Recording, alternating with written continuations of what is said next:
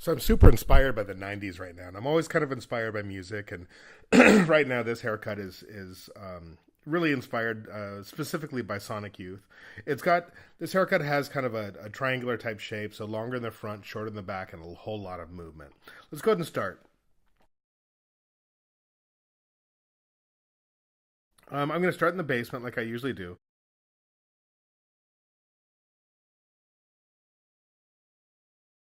and I'm going to do a technique that I like to do called whittling.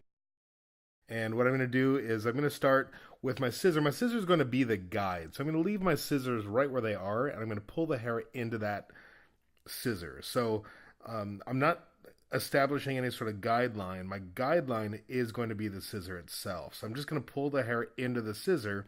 The scissor stays stationary. And so it's going to kind of give me kind of a chewed off type effect, or kind of like I cut it with a broken beer bottle. And that's kind of the inspiration that the '90s texture, like Supertonian guy of the '90s. That's kind of what I'm looking for. And you can see by pulling everything into that, it's going to give me kind of a rounded type effect because it takes longer for the sides to get back to where they want to be. There's that round. Here we are a little closer. And you can see that I'm just pulling those hairs into that stationary guide, which is my scissor, not a guide itself.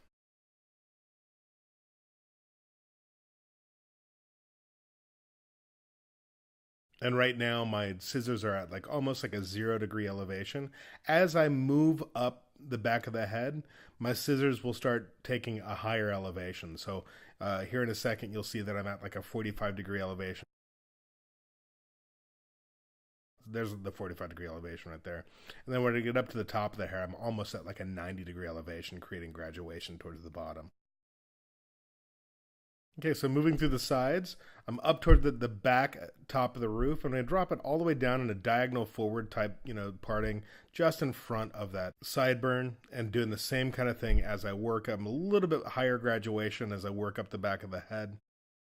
And then the next section is going to be the roof. So you'll see that it's a little shorter or a little skinnier toward the top of that roof, and then it just comes out like just towards the outside corner of the eyebrow. Doing the same kind of thing. So now we're going to start with a little bit of layering technique. I'm going to pull everything to that stationary guide dead center in the middle. And I'm going to elevate with the longest piece in the crotch of my fingers and then the shortest at the fingertips. And then I'm using these dry slide cutters. And the dry slide cutters are actually meant to push the hair out of the blade. So they don't just cut off all the hair. They actually are pushing the hair out. It's really hard to cut a straight line with these. And that's good because I'm trying not to cut a straight line. I want to add texture, and I want to kind of protect those ends at the very, at the inside crotch of my fingers. So I'm using these slide cutters to push that hair out. And I'm pulling everything back to that stationary guide, which is right in the center back.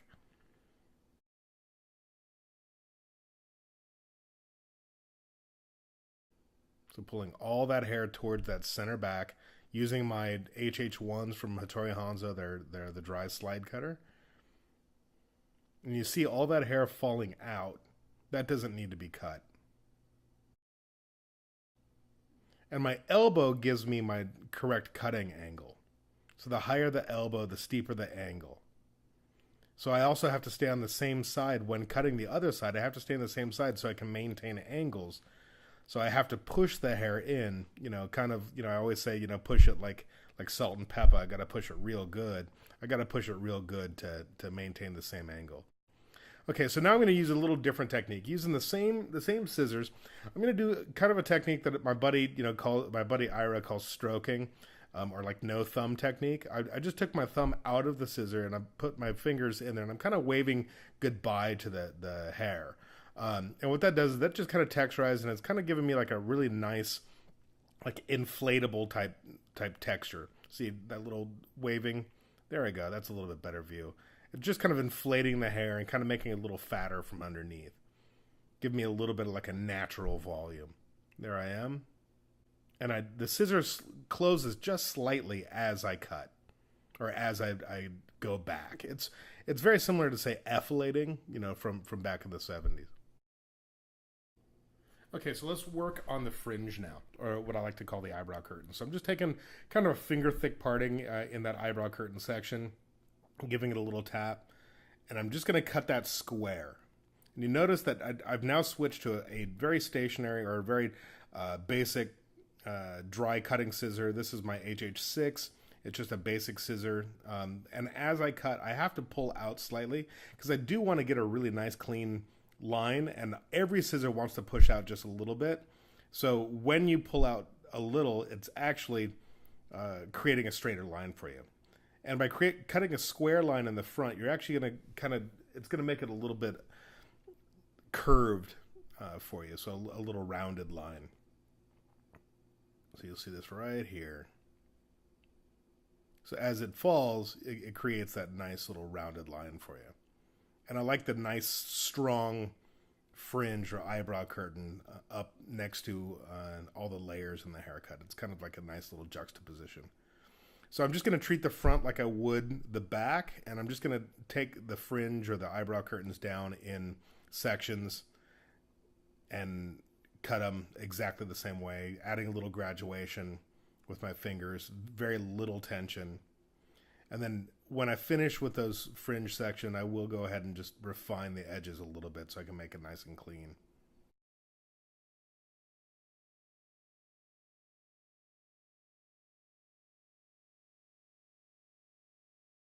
Okay, so now starting to the top, we're going to layer the top a little bit. I'm going to start with a center parting, and then everything is going to come to that center parting, just like I did in the back. So just in front of indentation, I'm going to elevate to length, and I'm going to cut square through the top. So straight up, all the way into the stationary guide, and cut square.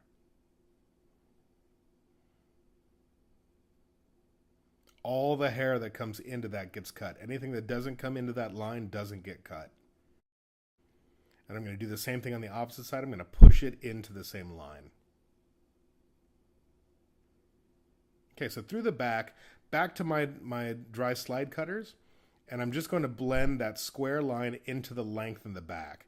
And I'm going to do that by elevating my elbow to give me a longer cutting line towards the back. And then I'm just going to slide that scissor from the shortest piece in front of indentation. I'm going to slide it to the length that's left to cut. There you go. So just sliding that scissor up the length of the hair, pulling it all back into the stationary guide. Okay, so now let's go ahead and texturize a little bit. What I'm going to do is I'm going to take triangles. This is a little technique that I just kind of like started thinking about like the last couple of days, specifically when I was thinking about this haircut. I'm going to take a triangle, and it's kind of like scales of a dragon. I've been watching a lot of Game of Thrones lately, and this is kind of, the inspiration was kind of like scales of a dragon. There's the triangle right there.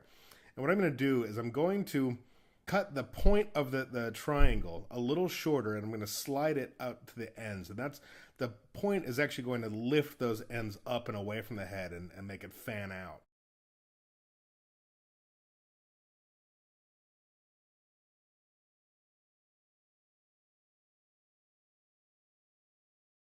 There you go. So I'm just going to cut that corner off of that triangle.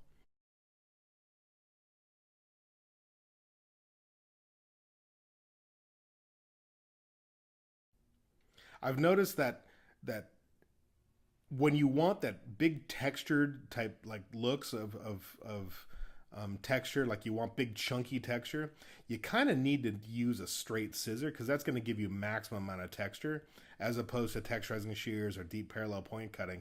You want to cut straight lines.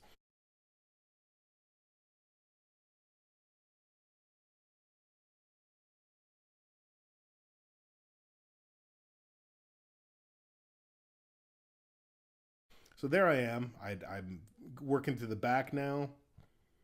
And you can see that by using blunt scissor, you're able to get better texture. And here I am just refining a little bit. I'm using a matte texturizing spray from Platinum, J. Beverly Hills Platinum. Just kicking those little ends out. I think it's kind of a fun little haircut. I love this texturizing spray. It kind of reminds me of like it's 24 hours in a can. So every squirt I squirt is another day she hasn't showered. And she just kind of looks dirty. Like she's been like in a van driving around the country. Kind of a grungy 90s textured haircut. I hope you guys like it. Please share if you do. If you don't, at least like it and pretend like you like it. Thank you guys so much.